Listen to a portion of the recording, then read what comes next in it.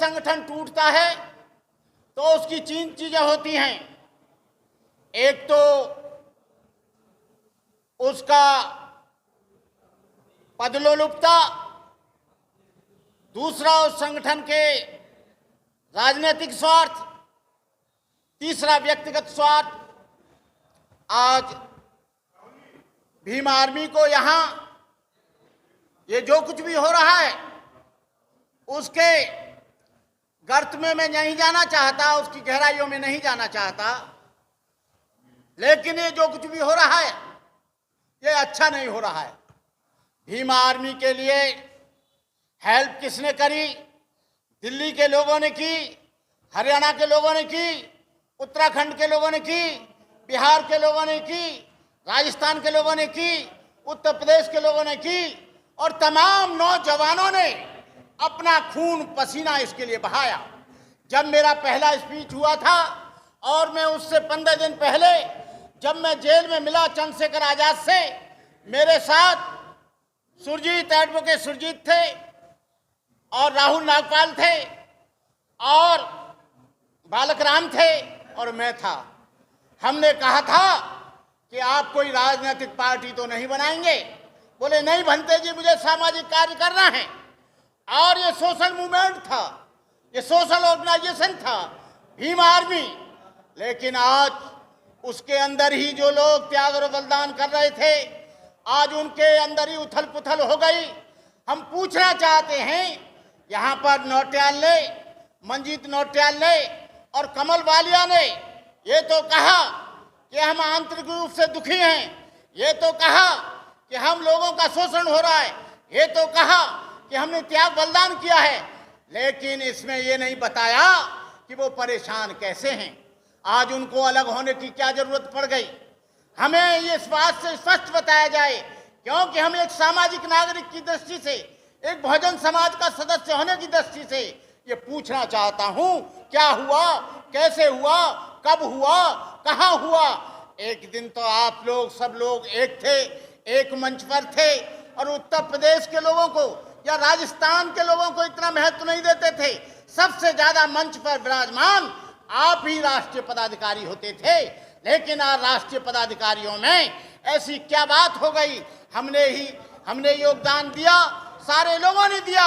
मैं बस लास्ट में ये कहना चाहूंगा कि भीम आर्मी नहीं टूटनी चाहिए, और चंद्रशेखर भी अलग नहीं होना चाहिए, और नौटियाल भी अलग नहीं होना चाहिए, मंजीत नौटियाल भी अलग नहीं होना चाहिए, कमल वालिया भी अलग नहीं होना चाहिए। ये सब लोग आपस में मिलकर, गलतियां सब में होती हैं, जब परिवार भरता है तो कुछ कहा सुनी भी हो जाती है। हम कहते हैं कि आपस में बैठकर उस समस्या का निराकरण करो, आपस में बैठकर उसका समाधान करो, ताकि ये समाज में गलत मैसेज न जाए। और गलत मैसेज जाएगा तो कोई तुम्हारे ऊपर भरोसा नहीं करेगा, कोई विश्वास नहीं करेगा। आप अलग मीटिंग करेंगे, चंद्रशेखर अलग मीटिंग करेगा, हम लोग अलग मीटिंग करेंगे, नहीं, इस चीज को आप लोग सोशल मीडिया पर मत आने दो, और इस बात को आपस में बैठकर सिलटा लो। हमारे संगठन तूफान की तरह बनते हैं, आंधी की तरह चले जाते हैं।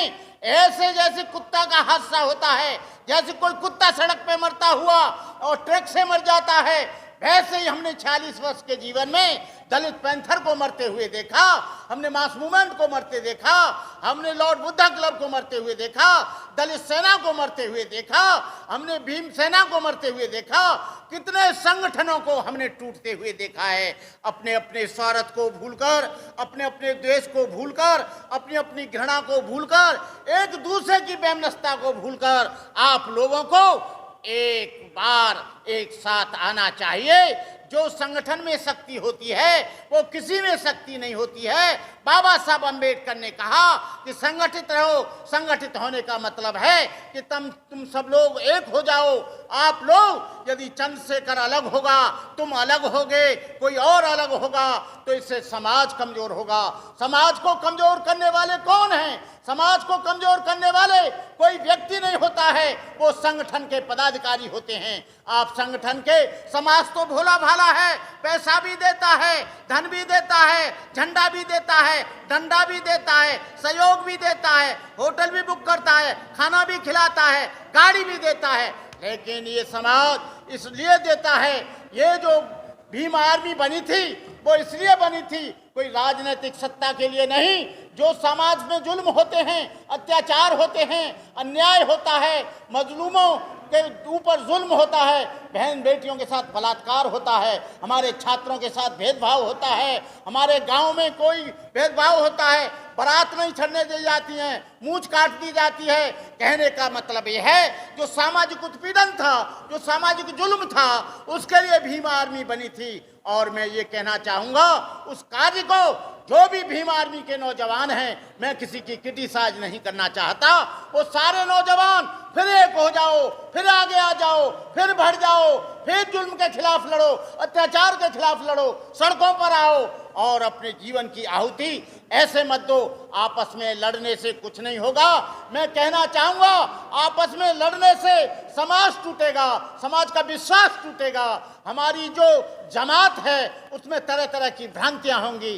तो मैं इन्हीं शब्दों के साथ अपनी बात समाप्त करते हुए कहूँगा कि चंद से यदि कोई बात हो गई है तो आपस में बैठकर कर लो। दिल्ली में कोई कॉन्फ्रेंस करने की जरूरत नहीं है, आगरा में कॉन्फ्रेंस करने की जरूरत नहीं है, पहले तुम सहारनपुर में करो, क्योंकि सारे के सारे राष्ट्रीय पदाधिकारी सहारनपुर के हैं, कहीं अंत के नहीं। तुम लोग, राष्ट्रीय अध्यक्ष भी वहाँ का है, राष्ट्रीय महासचिव भी वहाँ का है, संस्थापक भी वहाँ का है, और विनय रतन भी वहाँ का है, चंद्रशेखर भी वहाँ का है, और नौटियाल भी वहाँ का है, और मंजीत नौटियाल भी वहाँ का है, कमल बालिया भी वहाँ का है। यहाँ दिल्ली में आके क्या लेते हो? दिल्ली में क्या रखा है? अरे तुम्हारी सारी की सारी संस्था तो सहारनपुर में है, सहारनपुर में बैठ के बात करो। हम लोग, यदि तुम सहारनपुर के लोग एक होगे तो सारा देश तुम्हारे साथ होगा, और सहारनपुर के लोग एक नहीं होगे तो तुम्हारे साथ कोई नहीं आएगा। कहने का मतलब यह है, सहारनपुर के लोग तुम लड़ोगे और दिल्ली के लोगों से चाहोगे कि हमें सहयोग करो, हमारे साथ आओ। आप पंजाब के लोगों से कहोगे, हरियाणा के लोगों से कहोगे, उत्तराखंड के लोगों से कहोगे, तुम भाई भाई हो। भीम आर्मी हमने नहीं बनाई, भीम आर्मी तुमने बनाई। भीम आर्मी के संस्थापक हम नहीं थे, भीम आर्मी के संस्थापक आपके सहारनपुर के लोग थे। कृपया करते हो, किससे लड़ते हो, किससे झगड़ा करते हो? कहने का मतलब यह है, अभी मैं बैठा था, एक लड़के ने रोक दिया मुझे कि वहां पर आपके लिए कुर्सी नहीं है। पहले मुझे बुलाया, पहले मुझे कहा, नौटियाल ने बुलाया, उसके बाद तुम जब धर्म गुरु का अपमान कर सकते हो तो समाज को क्या चलाओगे, देश को क्या चलाओगे? हमारी उम्र 72 वर्ष है, हम समाज का काम कर रहे हैं, समाज को जगाने का काम कर रहे हैं। तुम कल पैदा हुए हो, हमने भी जेल में गए हैं, 1.5 साल तक जेल में रहे हैं। लेकिन मैं कहना चाहूँगा कि आप लोग, भीम आर्मी को, मेरा आपसे कोई शिकायत नहीं है। यदि तुम सब लोग एक होते हो, चंद्रशेखर एक होता है, और ये मंजीत नौटियाल एक होता है, और आपका कमल बालिया एक होता है, विनय रतन होता है, तो हम अब आपके साथ हैं। जो झगड़ा है कोई भी किसी तरह का होता है, कहीं भी झगड़ा होता है, पद लोलुपता का होता है, धन का होता है, संस्था का होता है, कोई भी झगड़ा होता है, सम्मान का होता है, कोई न कोई कारण तो जरूर है। जहाँ यदि धुआं निकलता है उससे पता लगता है कहीं आग लगी है। तो ये आग जो लगी है, जो धुआं लगा है, जो धधक रहा है, आप लोग सहारनपुर के सभी पदाधिकारी बैठकर बात करो।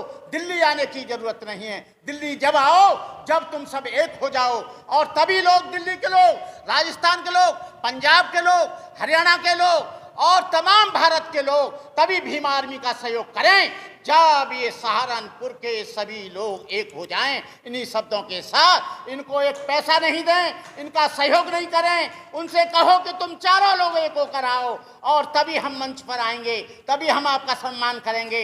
ऐसा नहीं है अलग अलग पार्टियां बनाओगे अलग अलग लड़ोगे, समाज से सम्मान करोगे, भंते करुणा कराएंगे तो उन्हें अपने गुंडों से रुकवाओगे, अपने बदमाशों से कहोगे पहले मुझे बुलाया गया कि भंते करुणा कर ऊपर आओ, बाद में रोक दिया गया, यहाँ से मेरी पेंसिल और कलम और मेरी डायरी गायब की गई कि इसमें क्या लिख रहे हो। हमारे विचारों की अभिव्यक्ति है, हम कुछ भी लिखें, कुछ भी कहें, इसका मतलब हम वो कहेंगे जो तुम कहोगे।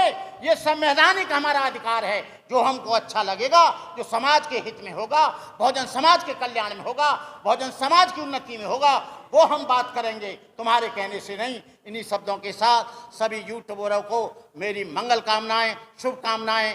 और हम देखते हैं कि ये कब तक एक होते हैं, हम देखते हैं इन लोगों का द्वेष कब खत्म होता है, हम देखते हैं कि इन लोगों में जो धमचक बीती हुई है, इन लोगों में किस तरह का भेदभाव है, वो समाप्त होना चाहिए। हमारी मंगल कामनाएं। जय भीम, नमो।